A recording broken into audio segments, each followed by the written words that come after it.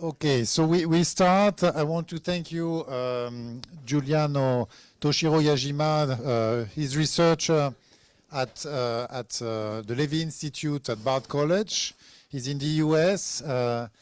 He's working on job guarantee. We'll talk for 45 minutes to 1 hour to present his paper. And then we have 3 discussants here that will discuss your work. You will have the opportunity to reply for 5 to 10 minutes, and then the audience will ask you a few additional questions if you don't mind. Thank you very much for being with us today. The floor is yours. Thank you.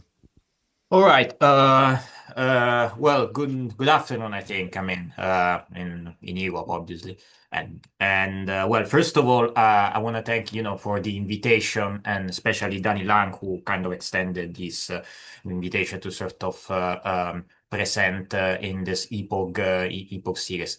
I was, very, very, very happy and pleased of, the possibility to talk here. Because I never formally entered into the Epoch system, but almost a decade ago, so quite some time ago from my perspective, let's say, I had the opportunity to visit the HBR, the Berlin School of Economics and Law, and that was the time and then I crossed paths with the second cohort of the Epoch, so, some time ago. So it's still starting to, so then initially first steps, but, it was an incredible experience. And then obviously, over the years, I met number of really, really, really impressive colleagues coming from, certainly from the Epoch broader system, let's say. So again, it's a really honor to, to happy to contribute in this amazing graduate program. So the title of the presentation, and I should say this is kind of a tentative draft of a paper based on work that I've been doing over the years on this topic, is, as you can see, modeling the job guarantee. Some tentative examples and way forward. I must say again that, basically this is kind of a wrap up of my previous work on this, on the job guarantee, and particularly on the cost estimate of this proposal. And in particular, over the years, I made 2, contribution on the subject. So basically using 2 different methodology, let's say. So the first one is sort of estimate, the cost of the implementation of this program using a classical multiplier framework based on the seminal paper of Kurz of 1985. And then the other one is, which interesting chronologically comes first, is a more theoretical, the development of a more theoretical SF stock flow consistent model based on other 2 contributions who were kind of, dealing on the same subject. So basically blending actually the 2 previous papers that I've done, that have, sort of addressed this topic. And these 2 set of contribution have some strength, but also some limitation. So throughout the remaining of the presentation, I will focus on, say, presenting, the result from these 2 methodologies. And then I'll also point out towards some way forward, let's say. I need also to stress out that, those contributions should be understood as sort of quasi-experimental. And over the years, there have been, the institute where I'm based, the Levy Institute, has been producing a number of, I would say, more detailed reports that, have come out with more sort of precise cost estimate based on specific case studies for specific countries, let's say.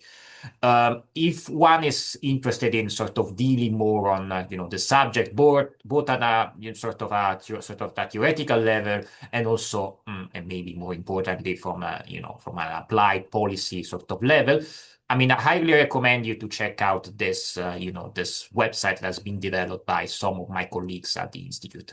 And basically, again, it's a collection of it's a repositories really of both academic paper and studies, and also practical example of sort of job guarantee or employment guarantee sort of schemes. And another consideration that I want to stress out is that you may be aware of our institute as as a sort of an institute who have made contribution over the years, mostly in the sort of the macro financial area. But as a matter of fact, we also have as good, as a strong research track in dealing with the distribution of income, wealth, and well-being, and also dealing with gender economic topics. And in particular, this research track, which again you can find via scanning this QR code, has been developing a measure of time and income consumption poverty, and which is has been also showcased in the last. I mean, for those of you who were able to attend the recent. MM conference. I mean, some of my colleagues were there in, presenting, this basically, their long-standing research projects.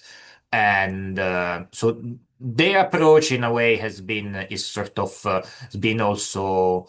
contributing on this subject, especially in modeling the macro interaction of expansion of social infrastructure.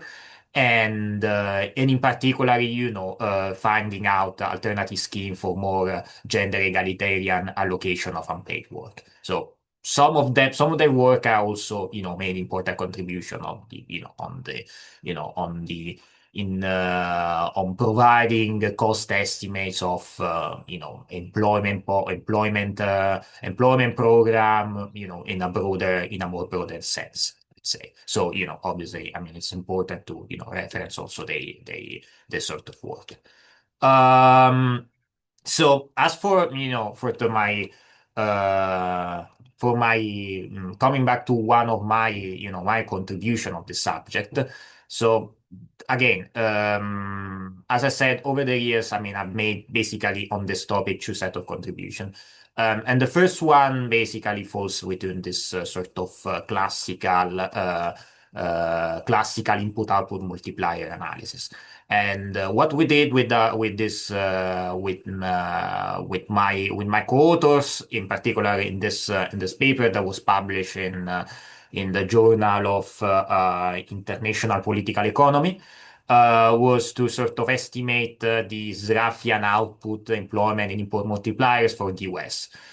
Sort of departing from the classical assumption of the savvy propensity out of profit and wages equal to sort of 1 to 6, obviously, the classical sort of the classical assumption, sort of extending previous contribution that has been made on this subject.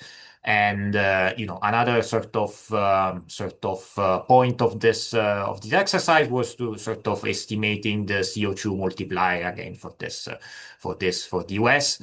Again, sort of improving on the most sort of famous multiplier estimate provided by by Yamano and Giotto, who works at the OECD. And finally, also, sort of estimating sort of the cost of implementing a green job guarantee program by testing several scenarios in order to balance output, employment, CO2, imports, and CO2 emissions. Sort of extending my previous contribution that I'm gonna cover it in a moment.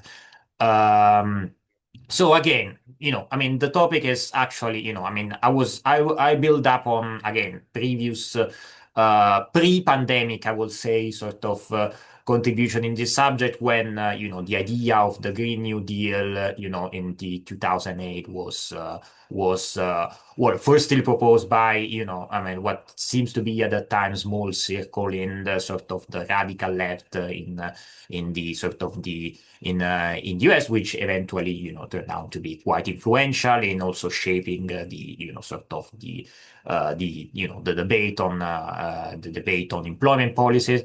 And so in the end, the idea of the Green New Deal really came out, in the sort of 2018, 2019, so in the pre-pandemic era. And then it was picked up in the aftermath of the COVID crisis.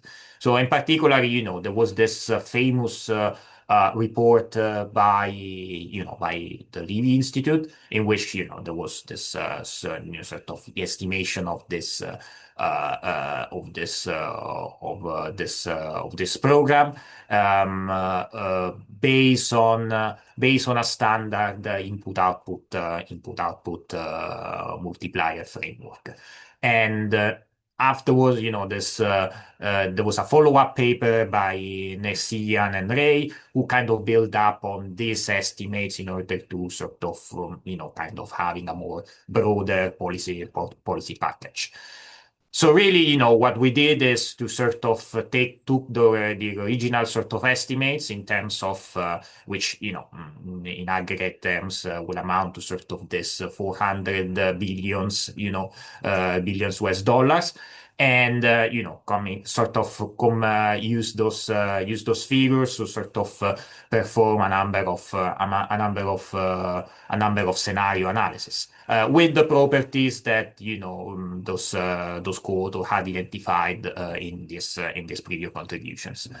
Obviously, I should mention that there have been a number of sort of issue pointed out on generally speaking, one can sort of divide sort of the criticism on the, job guarantee, yearly employment of last resort sort of policy into set of criticism. One on the sort of, say, the more traditional sort of the aspect of this policy. So the basic one proposed by Minsky, let's say. So, and which which it could be sort of the idea of the sort of the implication on the external balances when those larger sort of employment policy are implemented is implemented in a sort of a small open economy. And then also in general, sort of the effects of this policy on a number of sort of fiscal index. Obviously, the more traditional one is the trade deficit. Sorry, the government deficit. Then there are a number of sort of criticisms that one can address from a more sort of ecological, from a more sort of environmental perspective, let's say. So the first one is sort of the absence in general in this estimate of sort of rebounding effects. That is, the fact that there will be an increase in consumption following any sort of improvement in efficiency, in energy efficiency, which it is kind of it's not really a criticism on the program per se, but in general on any measure, environmental measure aiming at reducing the, CO2 emissions or, the environmental footprint, let's say. Then there is another one which, I kind of, sorry, I keep, chronologically, referencing to the previous contribution that I will, eventually present at the end of this, in the second part of this talk, let's say. And is the fact that to a certain extent, and this is any sort of environmental measure also do imply to a certain extent the reduction of or cutting some of those contributions or subsidies that the government could directly or indirectly pay to non-environmental friendly sectors. So in a sense, even though usually it is associated green the green environment, the Green New Deals, or any environmental policy associated with more sort of government expenditure, there is also a component of reducing government expenditure or redirecting government expenditure towards certain sector. So there may be some short-term or even medium to long-term disruption in aggregate demand from a sort of a, if you want, if from a sort of a from a Keynesian perspective, let's say. So this has to be taken into account whenever one wants to sort of one wants to come up with some cost estimate of this large scale program. As for the input-output methodology, basically what we did is consider a sort of an open economy in which that has the following set of property. So this is sort of basing on the sort of the original course contribution. So basically, the property are the following. So all capital is circulating, the input-output coefficient are fixed, there are no competitive imports, and obviously the net product is distributed to profit and wages, and the latter are paid at the end of the common production period. And the idea of stationary pricing, meaning that the price of commodity obtained as an output at the end of the production period is the same as the price of the commodity used as an input at the beginning of that period. And finally, that labor is homogeneous within each industry, but heterogeneous across the industry. So kind of, a set of common, restrictive, however you want to put it, sort of assumption that, again, were, sort of part of the original course contribution. They actually were relaxed over the years, also, some of our contribution actually relaxed those set of assumptions. Maybe, I don't know if you're gonna go into this detail of the methodology, but basically, the idea is simple. So we consider a kind of a standard Zraffian demand and price system, which, this sort of property that I listed in the previous slide, that are also sort of details in the methodology part of this paper. And basically, the idea of coming up, having this more sort of extended Zerafian system is to coming up with this set of multipliers, let's say, that takes into account, this sort of that takes into account those properties that I listed in a moment, such that in the end, one can having estimated the output multiplier can also derive the variables that are sort of induced by the output multiplier. That is, in the sense, the employment one, and the set of multiplier that gives you those an estimate of the CO2 emission, which mostly are derived from the data from emission intensity. That is how much emission each sector produces per unit of output, let's say. So in the end, we have this sort of four set of multiplier, let's say, for our set of industry, let's say. So in a way, in the end, to sum up and to give you a hint of the methodology, sort of the transmission channel of those multipliers.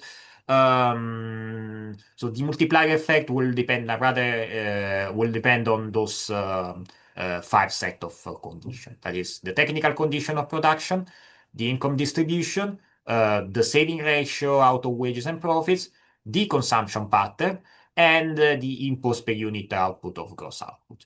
So normally, to give you a sort of a comparison with respect the traditional Leontief multipliers, the Leontief multipliers will depend upon the technical condition of production alone. So the inversion of the A matrix, let's say.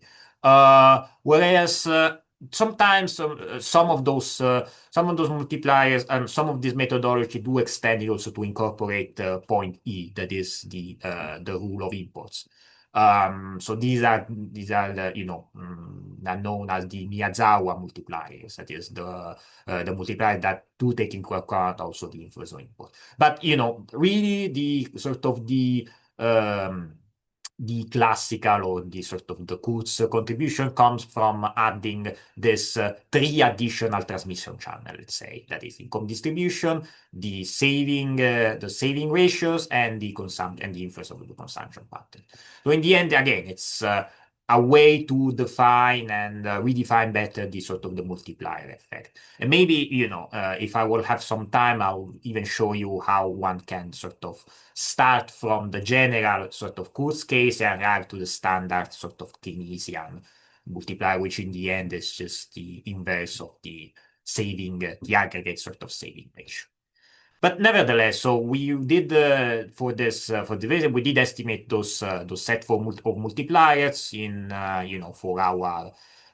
for our 44 sectors. We rely on on the data from the OECD and um, the Stan database, which is kind of sort of extensive and obviously, in terms of one of those, the main point of reference in terms of input-output analysis. So I'll probably skip this part and jump directly to sort of the design of the policy scenarios. So here in this work, we estimated sort of the following set of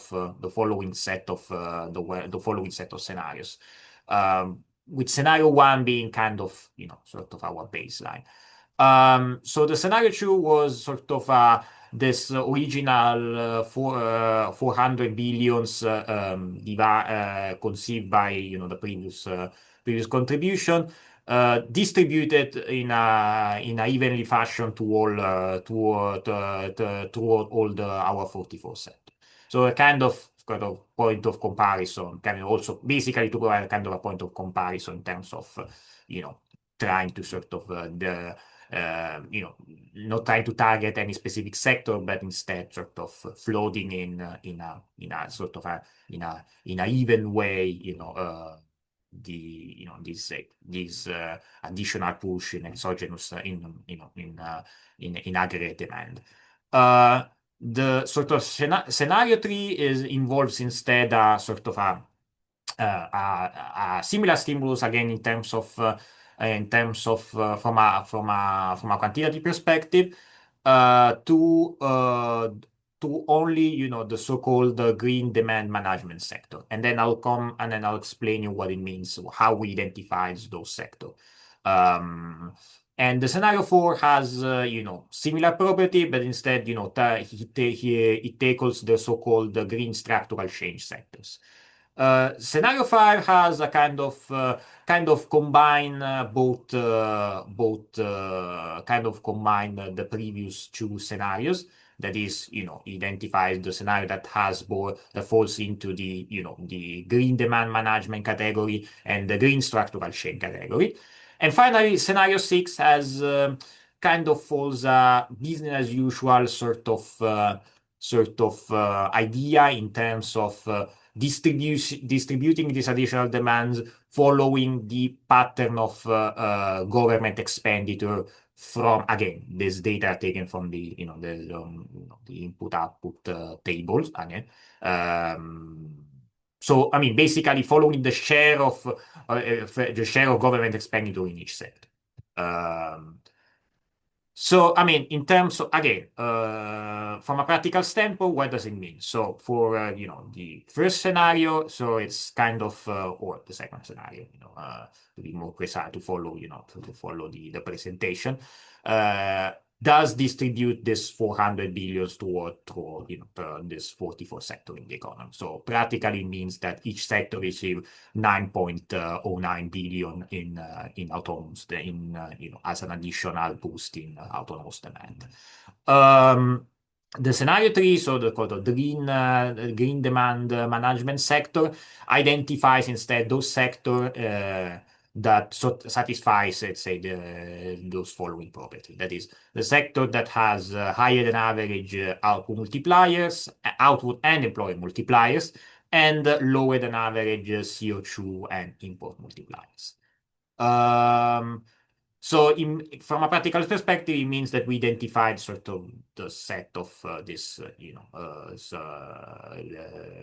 those following sector, which mostly falls into the sort of the. So there are few that are, the manufacturing one belongs to the manufacturing category.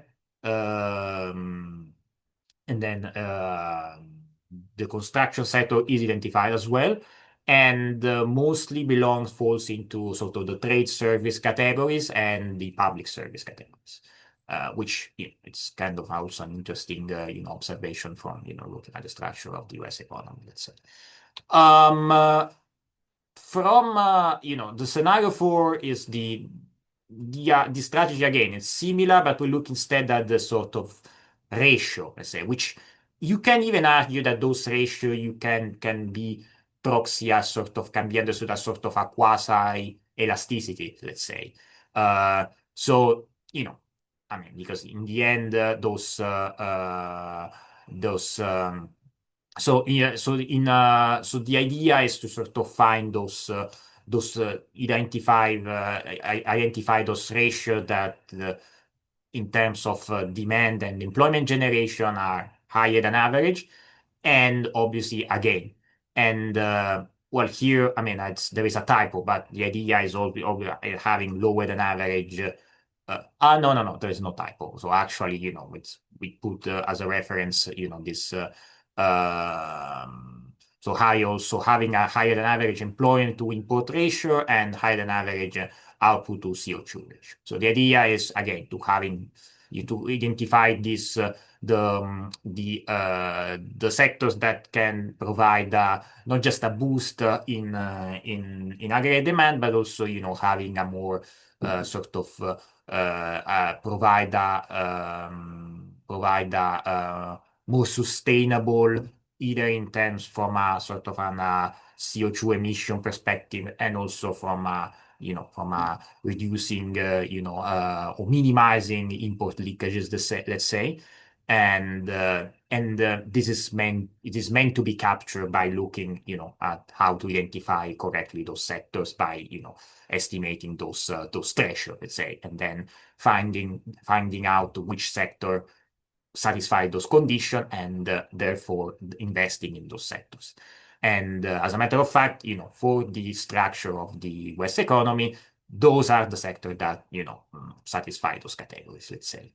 And again, here, the set of sectors even more narrowed down, let's say, restricted towards, basically those, one sector, which is interesting.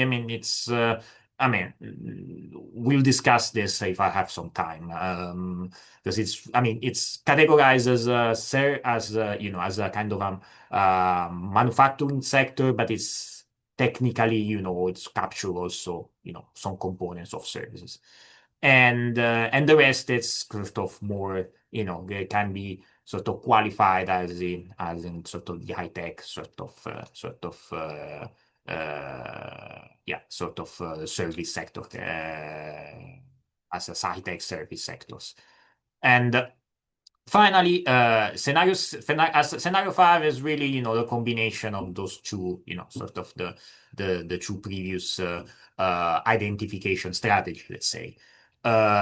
So, we look at the one that provide a boost in aggregate demand and employment and minimize it, but also, are also the one that satisfy this structural properties, let's say.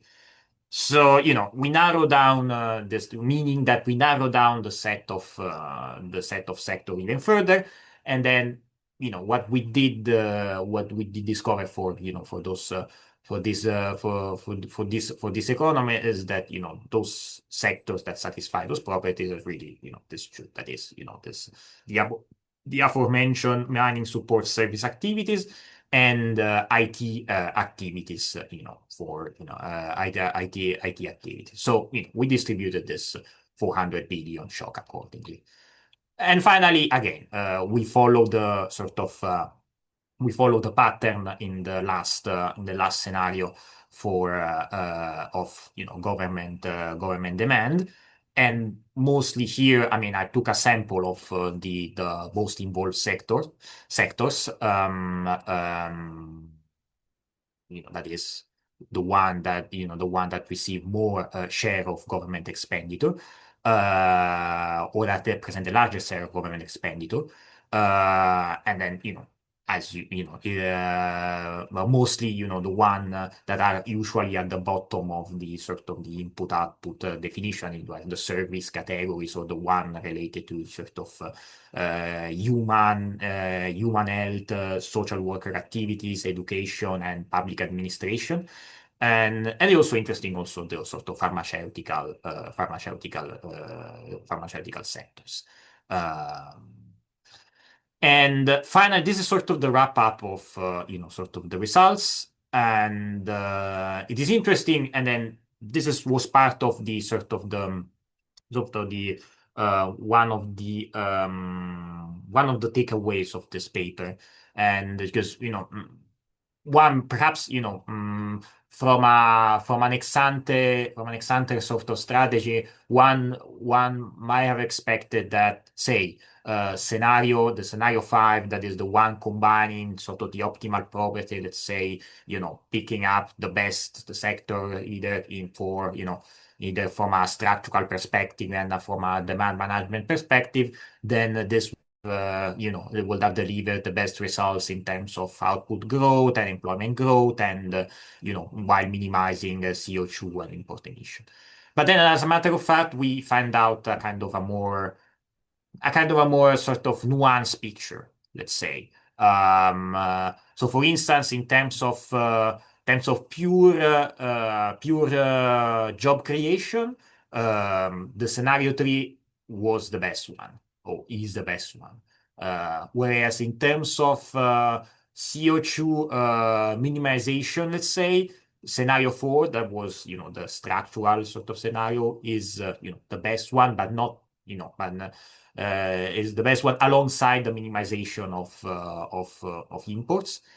And in terms of pure output growth, scenario 6, that as I presented as a sort of a business usual intended as a sort of following the pattern of government expenditure government expenditures, is it's in a way the best one. So there is no clear winner, let's say, in terms of picking up a best scenario that satisfies let's say our four policy variables, that in our cases are in the cases are again output growth, job creation, CO2 emission, and import demand growth. Though we find out that another interesting takeaway is that sort of ecological sustainability for the US means also foster also import sustainability, or vice versa. That is the one that are more the sectors that are most, say, import intensive are also the ones that are more CO2 intensive, let's say. And as for the aforementioned rebounding effect, so we found out that those effects may actually may be reduced or attained if this sort of job guarantee satisfy the above-mentioned optimal condition, although this undermines its success in terms of output. So if we return to scenario 5, which was meant to combine both the short term and the long term sort of property, or the structural terms and the more sort of demand management ones, then by means of all four reference point, that is output, employment, CO2, and imports, is the one that performs comparatively it's the worst one in terms of the other. So so in the end, again, this is kind of a more sort of nuanced picture in terms of terms again in the ability of sort of picking up sectors that are supposedly the winner ones, and they say the one that are more advanced in terms of some threshold that are defined ex ante. Because again, it is true that some I mean, some sectors, especially when those multipliers are estimated, are delivers better results than others. But again, if one wants to sort of pursue multiple policy objectives, then one has to sort of look more carefully as the at the say how the say at the combination of at the policy mix, let's say. So not just picking up, let's say, an ex ante threshold and sort of investing. So picking and taking this sector as sort of a reference point. Um, and then this comes in a way, this sort of gives me a way to point out to some limitation of the study. So the maybe, and then there's the one that, I guess some of you may have hinted is that, sort of the job guarantee, it's here is modeled as sort of an exogenous increase in demand. And from a theoretical standpoint, this is really comparable to a general Keynesian demand stimulus, right? Or from a more, say, so for, or let's say, or from the perspective of the program itself, is as if it were just to measure the spending effect that the wages those wages the wages of that those employ the one the wages that are received by those one that are employed in the job guarantee sectors, where the only sort of factor, or the only innovation of this program, let's say, which again, it's basically the same thing as estimating the effect of a subsidy. And again, this unemployment program has far more complex implication, let's say, because aside just it implies reshaping the behavior of the labor market, and also requires sort of a broader rewiring of the economic structure because of the introduction of this new sector. And so understanding how the sector then can sort of interact with with the rest of the economy, and how it can shape the rest of the economy.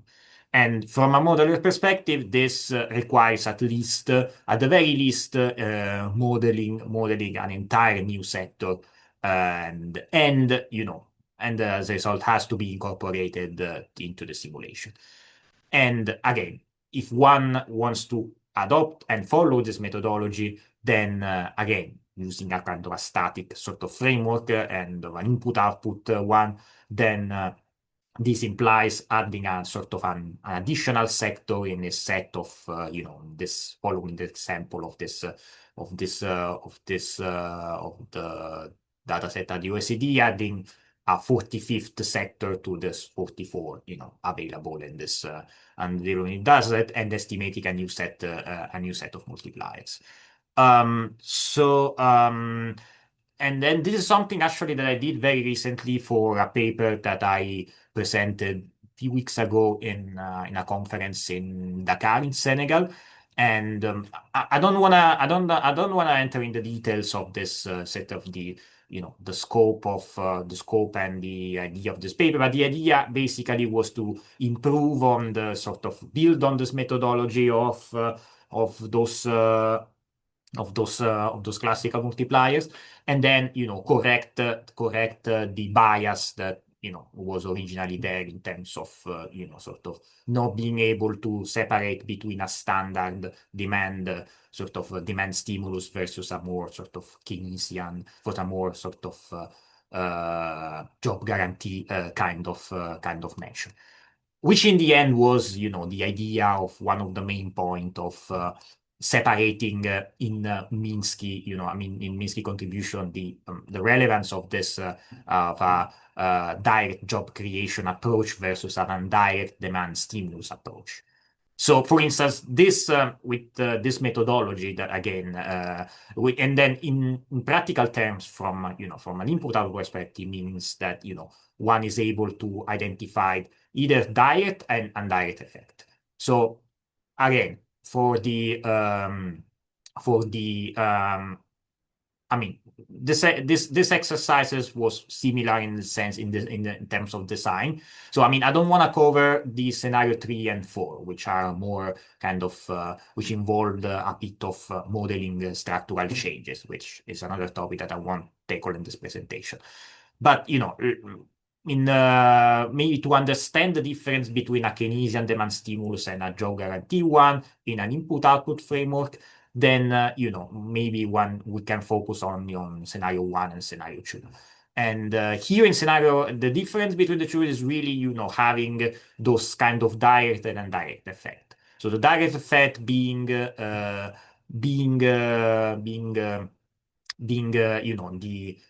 or maybe to put more precisely, first round and second round effect. So the first round effect will be given by the spending itself of the program, and then the indirect one is the additional round of demand that is generated by the design of the employee guarantee program.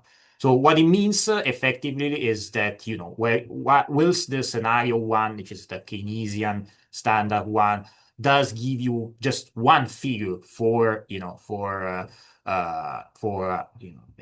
employment creation, for the scenario 2 that has a more kind of that add the complexity of introducing a new sector and re-estimating basically the set of multipliers, does give you a stronger boost because again the employment effect is larger because obviously we are tackling the effect of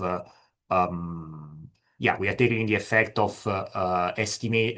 We are taking, the all unemployment or underemployment in this case, labor force. And also we are estimating a round of demand, demand, a round of an additional round of demand via the multiplier process, which eventually will give you more a second sort of a secondary effect in terms of creating even more sort of job opportunities. So that's basically the main difference between the two kind of methodology, which again wasn't present in the original contribution, and possibly was one of the main say weakness of this previous one. So nevertheless, there's still some issue related to this approach. Again, and then I mentioned this the idea of having a kind sort of a static modeling framework, and lacking this the dynamic adjustment mechanism that basically need to be addressed, especially if one is is interested into measuring sort of long-term impact of this policies. And then obviously, you have this sort of exogeneity. You take in the sort of exogeneity of the structure of the economy by taking, the structure of the inter-industry demand and supply. And though, again, as I mentioned, for these studies, I did introduce some sort of changes in the input-output technical coefficient, but this was done in a, as a sort of a complement of the scenario. It's not really an outcome of the simulation, let's say. And then you have also a sort of an absence of, and then, it is generally a problem of, input, output, and social accounting matrices methods, absence of financial and monetary, financial sectors and monetary motives, let's say. Um, on top of having me and also having, and then if you recall the set of assumption, we used to construct this multiplier, a number of, labor market and price dynamics that are not fully, sort of captured and unfolded via the simulation. So, for instance, employment effect, well, some employment dynamics, cost pressure and inflation and inflationary process are not explicitly modeled. So that's why, again, I sort of switch from a chronological perspective this, the presentation of the two set of contribution. So, and, presenting this paper that I developed building on, this previous SFC models that has been, sort of, that were addressing this sort of, a similar set of research questions. Though improving in a way from the original, from improving and building on this contribution. And in particular, I don't know how much time I'm left, so I think I'm running out of time. Can you, 10 minutes? Oh, 10 minutes. Okay, so I'm definitely running out of time. So I'm trying to be quick in terms of presenting this, presenting all this model. But basically here the idea was to present a sort of a multi-sectoral SFC model. So, in which I sort of decompose the productive sector into a consumption good, so in a consumption good firms, investment good firms, and energy good firms. In a way, it's similar to sort of a, if you want to put it sort of a more sort of a Marxian, two sector sort of model. Well, three sector in this case, because we are modeling also the energy sector. So it's not really an input output model, but it's more a theoretical multi-sectoral sort of model. And obviously here I had the possibility of introducing a more complex sort of financial structure. And differently from previous contribution, at least the one of Godin, I managed to sort of introduce the distinction between the government and the central bank. And I also introduced a simplified sort of foreign sector to, kind of give me an idea of what will be the evolution of the trade balance as a result of the implementation of this program. So this is sort of the structure of the balance sheet and the transaction flow, meaning, the accounting framework of our economy. And this is sort of the main takeaways from the model. From the design of the model, let's say. So we have this sort of we model this sort of maybe actually, I mean, rather than focusing on the sort of innovation on the model, I will jump on the scenario given the time limitation. So again, here the idea was very similar. So to compare a different set of policies. And here we really focus on the traditional sort of job guarantee with again here we didn't really calibrate the model. So I mean here we simply sort of provided sort of an additional a push into the economy, but without any sort of reference to specific value. So here in scenario 2 we model the standard, the job guarantee one, that is the one that just when it triggers start to absorb the whatever residual in labor in employment is left by the private sector, let's say. Whereas in scenario 3 we added this sort of a similar push, but directed only towards subsidies towards people who again who are left out from on the labor market. And so here, the difference is obviously they won't enter into this. There won't be any new job guarantee sort of sector. Scenario 4 and scenario 5 are the sort of the green equivalent of scenario 2 and scenario 3. And scenario 4 has this sort of and the difference between the green and the sort of the green and the green and the brown, let's say, or the non-green, is the fact that there is an improvement. So this sectors contributes in improving energy efficiency, or in particular here, energy efficiency is captured by the productivity of energy. And there is also an additional effect in the model as in terms of reducing the requirement of the energy requirement or energy demand requirement by each of these sectors, and including the government. So, because by design, each sector will demand some energy by the energy sector itself. So here we reduce both the energy productivity. So we increase energy productivity.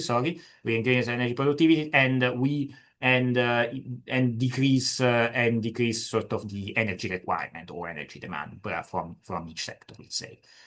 So we act on this set of parameters, and scenario 6 builds on the scenario 4, let's say, but with some redistribution of government expenditure. That is, the government expenditure that is taken away by this via this reduction in energy requirement is redistributed towards other sectors. And then, well, I'll just jump to the sort of the table presenting, the main results in the long term. So here, basically, the scenario 6, is the best one in terms of all the metrics that one can consider. That is output creation, job creation, and also the reduction in energy demand, let's say. And here the main hint is that it's really something. It's really really connects with the basic of the SFC sort of SFC approaches. So if you ever had a classes on SFC or SFC models, you may know that basically the sort of the long-term rest or steady state or rest position, as Godley put it, of the economy is given, or in a sort of a simplified setting, or taking the very simple call it SIM, by the way, model of the Godley law is given by the so-called fiscal stance, or what Godley called the fiscal stance. That is the total the government expenditure over the fraction of over the tax rate, let's say. So obviously the main point is that if this fiscal stance is reduced by reducing some of this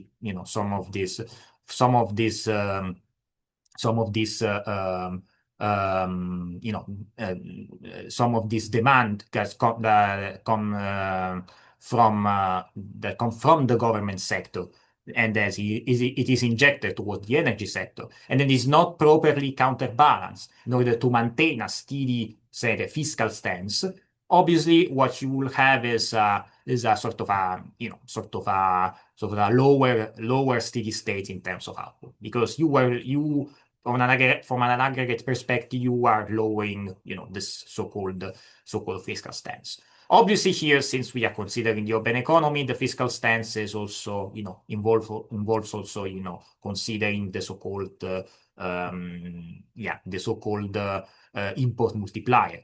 And, again, this is something that, again, has been another contribution that has been made by Godley in, well, not just in the Godley Law, original Godley Law book, but, it's in previous 1983 book with Francis Cripps.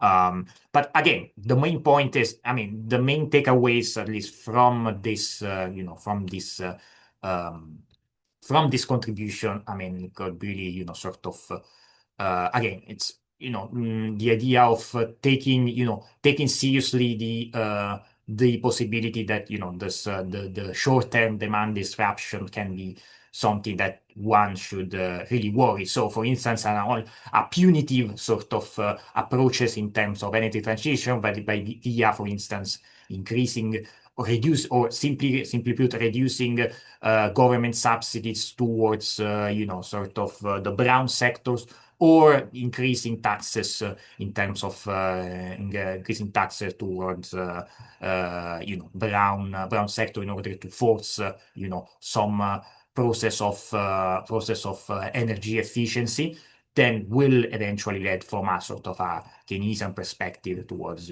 sort of at least short-term, but even also long-term sort of, it will induce in the system a recessionary bias, let's say. And will deliver a lower than baseline sort of baseline output. Again, and then to quickly moving towards some of the limitation of this specific project.